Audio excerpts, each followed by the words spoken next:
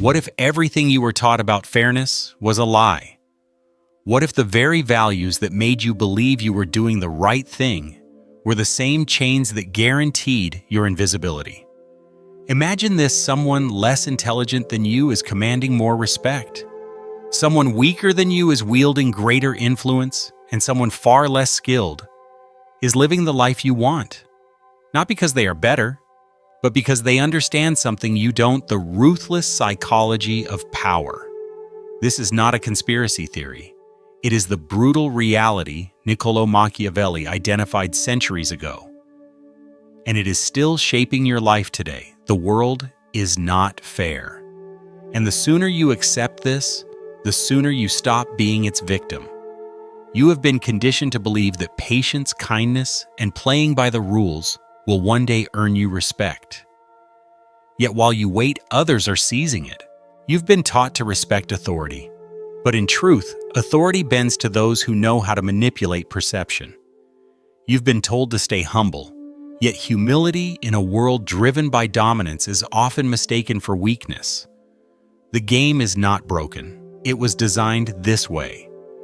And those who cling to the myth of fairness are the very ones trapped at the bottom, overlooked and underestimated.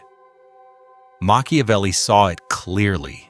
Living in Renaissance Italy, surrounded by treachery, betrayal, and endless political schemes, he realized that power never flowed to the most intelligent or the most moral. It flowed to those who mastered human psychology. His insights weren't just historical commentary, they were a survival manual. Good men often finished last, not because goodness lacked value, but because goodness without strategy was powerless against ruthless ambition. Today, his lessons matter more than ever. Let me illustrate this with a personal moment of awakening. I was the person who had the answers, but no audience; the effort, but no recognition; the honesty, but no influence. I watched others less capable, often manipulative, rise, while I remained invisible. It wasn't intelligence the world rewarded, it was presence. It wasn't sincerity people admired, it was dominance. This truth shattered my worldview, but it also set me free. I realized that to gain influence, I had to stop clinging to ideals of fairness and start mastering the deeper game: psychological sovereignty. Being ruthless is not about cruelty.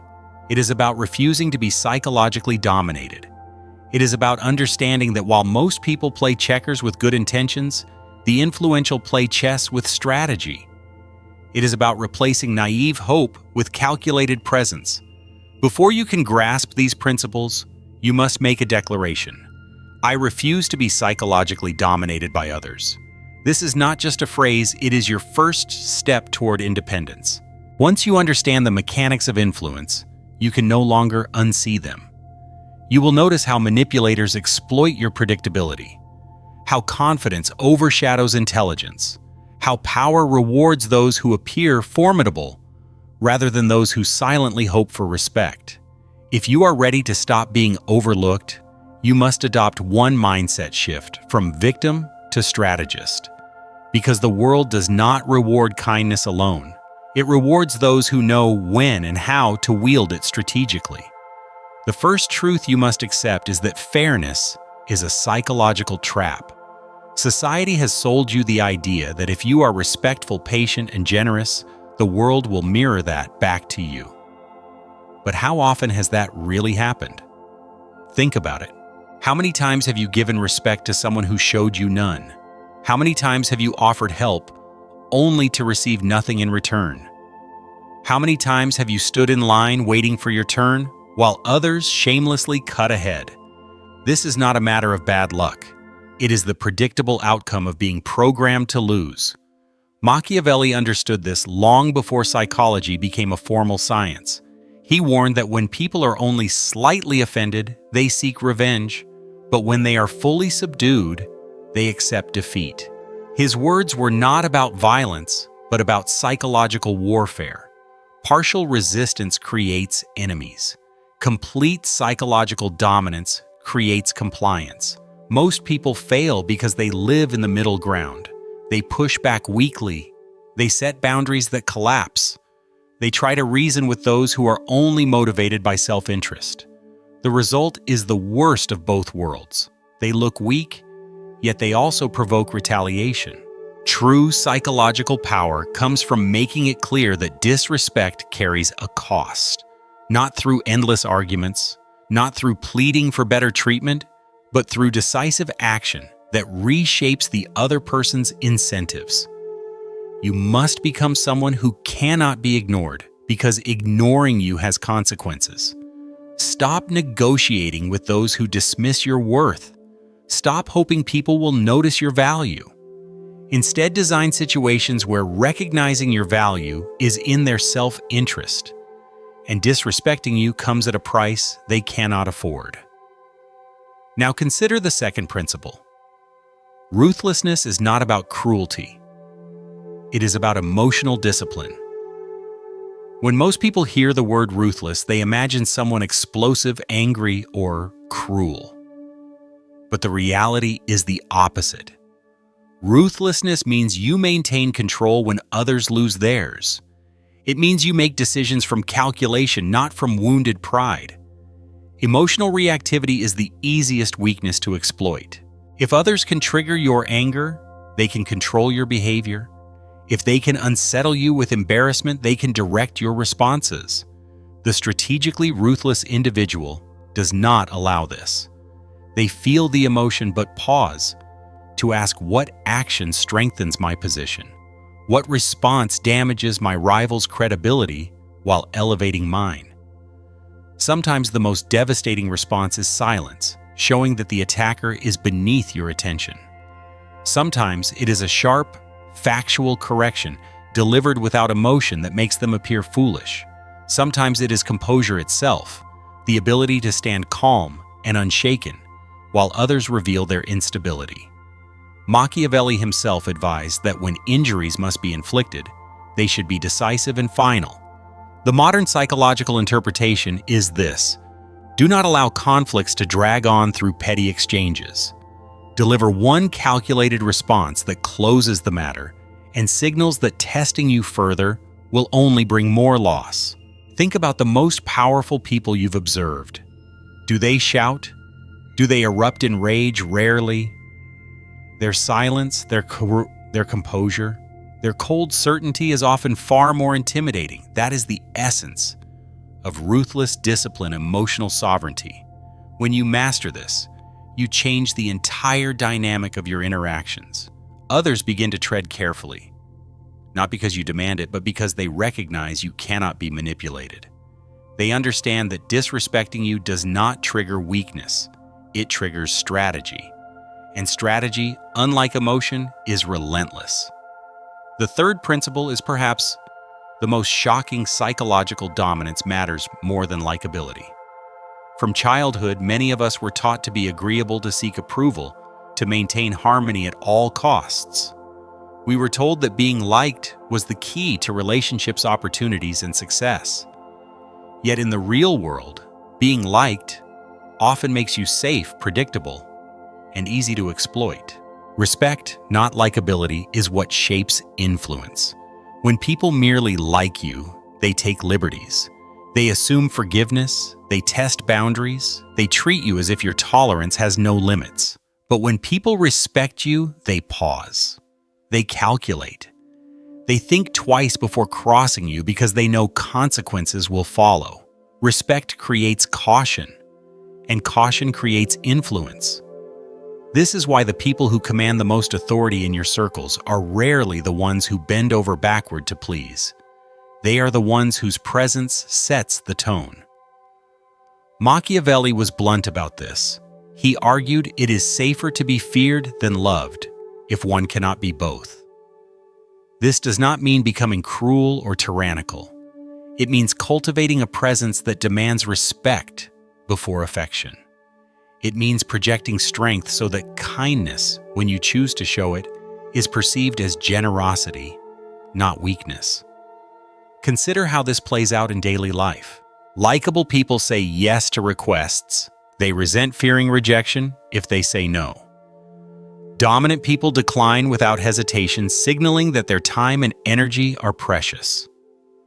Likeable people endure disrespect and hope it will fade on its own. Dominant people confront it immediately, establishing boundaries that others learn not to cross. Likeable people seek inclusion, desperate to belong. Dominant people choose where to belong, making their presence valuable by its scarcity.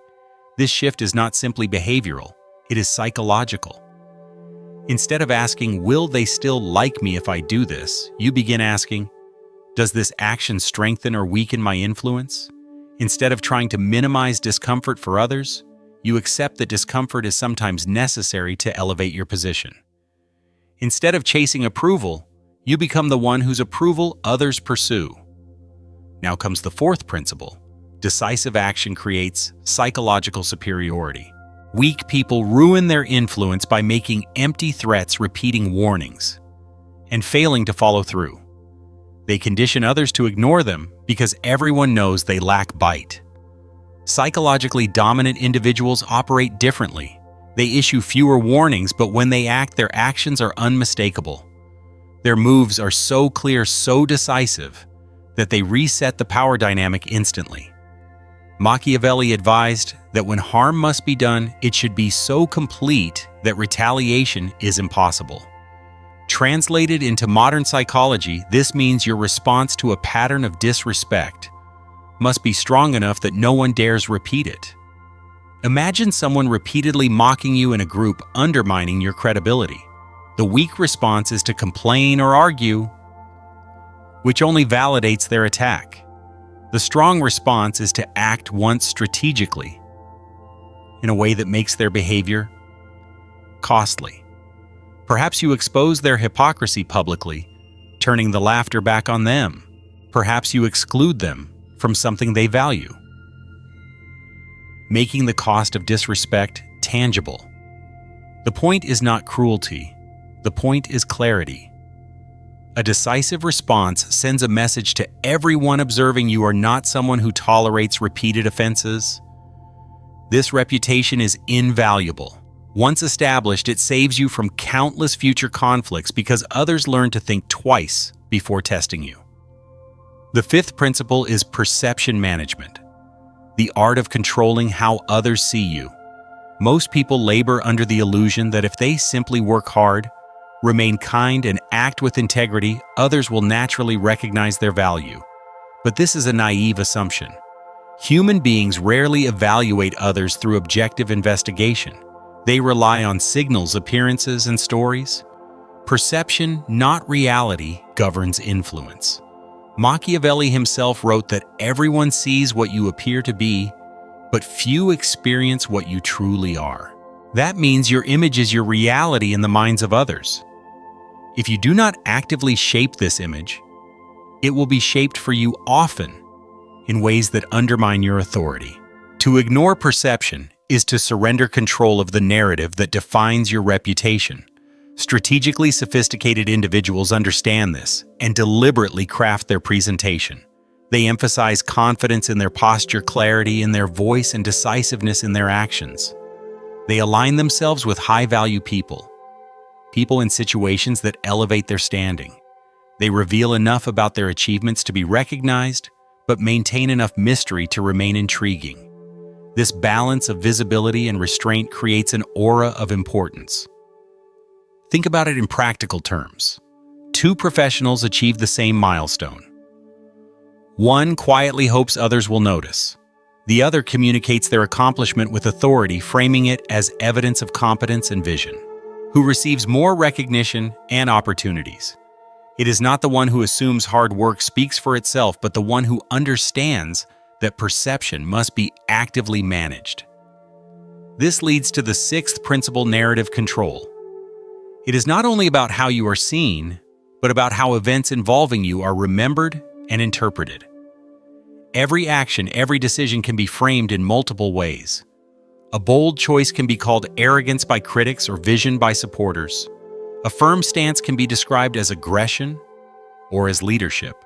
The story told about you often matters more than the facts themselves. Consider a conflict between two individuals.